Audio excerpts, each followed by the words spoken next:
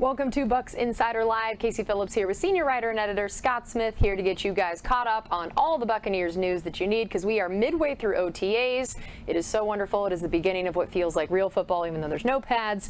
OTAs to me always feel like the beginning of, like, all right, there's some football happening here. There's coaches out there with them, and I always love getting to hear those first impressions, especially when you have something like a new offensive coordinator, where you're getting to hear these guys' first impressions as they start to install this, work on the playbook. And we got to hear from someone who is important in this offseason in terms of what this role is going to look like in the quarterback battle. Kyle Trask was asked about his thoughts on Canales' offense. So what were some of the takeaways that you got from that? Well, he says it's a very creative offense. I think that most of the players are really enjoying it so far. Chris Godwin had a lot of nice things to say last week as well. I think, it's probably nice to do something new, and for the quarterbacks in particular, they are excited about the fact that Dave's offense will involve a little bit more movement from the quarterbacks, designed rollouts, bootlegs, things like that, and throwing on the run. And that will be a big change for the Buccaneers should that come to be. As you can see here, Dave Canales comes to us from Seattle, and where he worked under Shane Waldron, the offensive coordinator, and it's expected that the Bucs, his new offense, will be similar to that one. And as you can see from this chart here, on things like designed rollouts, percentage of plays where you did a designed rollout, percentage of plays where you threw on the run, percentage of plays where you got outside the pocket, and percentage of, on the other side of it, percentage of time that the quarterback spent in the tackle box. And if you look at this, look at the difference, 1.2% rollouts for Tom Brady versus 11.8% for Geno Smith, which was well above the NFL average. And that little asterisk there shows you that in all those first three categories, Tom Brady was absolutely last. And this isn't a bad thing. I'm not saying Tom Brady's last, because he's not pretty much last in anything, right? But the type of plays that were called for him, he was last in all these types of movement plays. And except for the last one there, which is when you stayed put. Yep. He was very near the top of the list on that one. So that will be probably a very big difference in the Bucs offense this year. And I think we already know Baker Mayfield can move around pretty well. And Kyle Trask, Todd Bowles said Kyle Trask is, he's a little underrated in terms of how well he moves. And he's also leaned up, as he said, lost about 5 or 10 pounds. He's trying to just be as mobile as possible, so he can run a little bit as well. So it'll be interesting to see that element of the Bucs offense, and I think the quarterbacks are excited about it. Yeah, that's great. And I know that we also want to make sure we get our trivia question out there. Now that we've given people a few minutes to join the show, we're going to read out the trivia question, and we'd love to hear your answers for it. No cheating, no Googling, honors system here, people. So underneath our Facebook Live video, leave your answers to the trivia question. So Scott, hit us with it.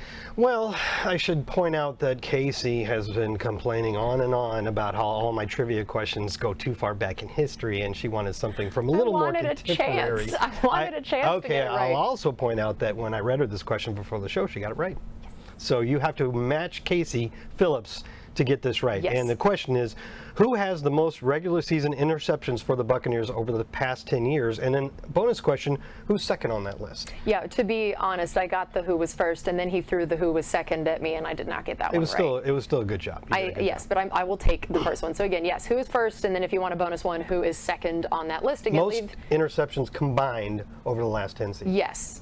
Combined over the last 10 years, leave that underneath our Facebook Live video, and we might read out someone's answer if they get it right.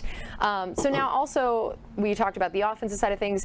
Defensive side of things, in terms of OTAs, it's always cool to see who's kind of playing where and who's getting reps where and with what group. And we had talked about the fact that we were under the impression Antoine Winfield Jr. was going to be back at his main position of safety. Now we've gotten to hear from him about that and his role this year. What did you hear from him? Even more clarification, because he specifically says free safety. That's what he's going to be playing. He says he's very excited about being in the middle of the field a lot more. Now, as we've said on some of our other shows, they're still going to use Antoine around the line of scrimmage at time just because he's such a good tackler and such a good blitzer. But playing more of that center field role will probably give him an opportunity to make more big plays. But also, we kind of need him at safety, because the safety position with Logan Ryan not coming back, Keanu O'Neal signing somewhere else, Mike Edwards signing with the Chiefs, it's really beyond Antoine. There's not a lot of experience there. We were, I think, quite fortunate that the Seahawks took back their tender offer on what could have been restricted free agent Ryan Neal, and that was a really nice pickup. And Ryan Neal was actually in Tampa when that happened, and he was very interested in playing for the Buccaneers. So that just worked out really nicely. But still, 19 career starts for him. Then everybody else on the list is either an undrafted free agent from last year or this year. They obviously don't have any starts. And that's an opportunity for these guys. There's a real good opportunity for a couple of these guys to actually make the roster despite being undrafted. But again, Antoine Winfield is kind of he's not old by any stretch. I think he's going to turn 25 before the start of the season, but he's the elder statesman in this group now. As we look at that graphic, I will already say how many times I am going to get names wrong, because we had a Logan Ryan, a Keanu Neal, now we have a Ryan Neal, and we had a Jordan Whitehead, and now there's another. Kedrick Whitehead. Yeah, and I'm like, I'm just already putting it out there. I'm going to get it wrong. I already know. And I know in terms of the schedule, we have talked about this idea of the NFC South and what that's going to look like this year. What are some of the big things that you feel like you took away from that and what it could mean for this team? Yeah, we did a big long show on the schedule when it first dropped, and there were lots of notes in there. You can go back and watch it if you want, but one that I didn't include then because they didn't have the numbers for it yet was this idea of net days of rest, which people have only really been looking at for the last couple of years, but I think Warren Sharp of Sharp Football Analysis always does this every year.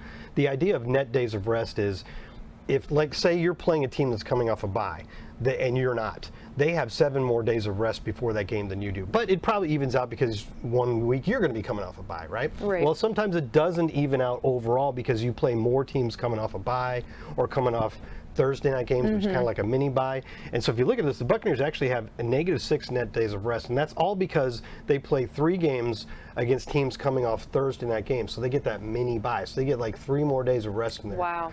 And then there's 1 for the Bucs in that situation, so it accumulates out to -6, which isn't great. It's not the end of the world, but you can see here the Falcons have it even tougher. Wow. Because even the bottom of the list, which is not displayed here, is San Francisco, which has a -20.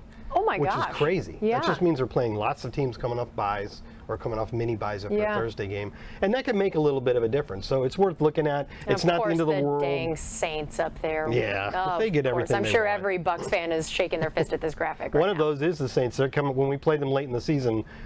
The week before, they're on a Thursday night, so they'll have extra days of rest on us. That's going to be interesting. What are the things when you look at the schedule? What are some of the things that you're most excited about when you just kind of look at it from objectively as like a sort of fan standpoint? From a fan perspective, the Lambeau Field in December. Yeah. I saw that game and I was like, oh, that's so awesome. Yeah. I was kind of hoping we go to Buffalo late in the year. It's selfish of me because the players probably don't really want to do that, but getting Lambeau to get to watch a snow game and in those places, and then Monday Night Football against the defending NFC champs is pretty exciting too.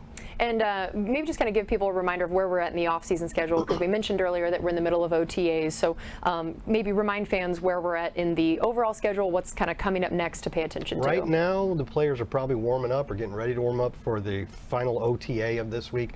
OTA means Organized Team Activity Days, and we're in phase 3 of the off-season program, and that's when you can do up to 10 OTAs. And they're very much like regular season practices, except you can't put on pads or have contact, but you can run all the drills you normally would.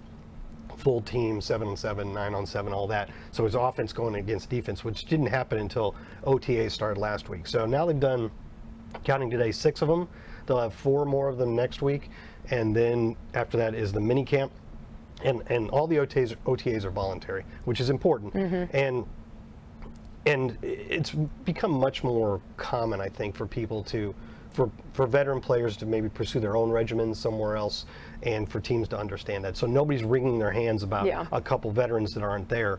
But the Bucs have had a good 80 players there. Yeah, it's a big deal. And then, here and there you got a guy who's nicked up and can't be on the field. But for the most part, it's been a really good attendance. And then finally, June 13th through 15th, I believe, Tuesday through Thursday, is the mini camp, which is mandatory. So we should see the whole team there. All right, and then we'll close with the answer to our trivia question that I got right. She did. The most, if you thought about this a little bit, and you kind of answered it right away, but if you think about it a little bit, you probably can figure out the answer. Your mind wants to go to a cornerback or a safety, but think about the guy that's been on that defense starting every All single 10 game. years, Yeah, yep. that's Levante David. He has 11 in that span. He had the 1 year where I think he had 5 or 6 in 2013, his second year. But second on the list is a bit surprising. It's Keith Tandy. Yeah, that was pretty cool. I like that, especially since he's still on the staff now as a coach. So yeah, we'll have to tell Keith that he was an answer to our trivia question. Keith is like the original Mike Edwards. Yeah. Which he didn't always get a ton of playing time, but when he did, he always seemed to make interceptions, and they were usually at the end of games to close them out. And what I love, Keith Tandy, Levante David, 2 of the top good guy awards 100%. in Buccaneer history. So I love that for Smart both of them. guys, too. Very Yes, smart guys. absolutely. All right, well, that is going to do it for us on this edition of Bucs Insider Live. We'll see you next time.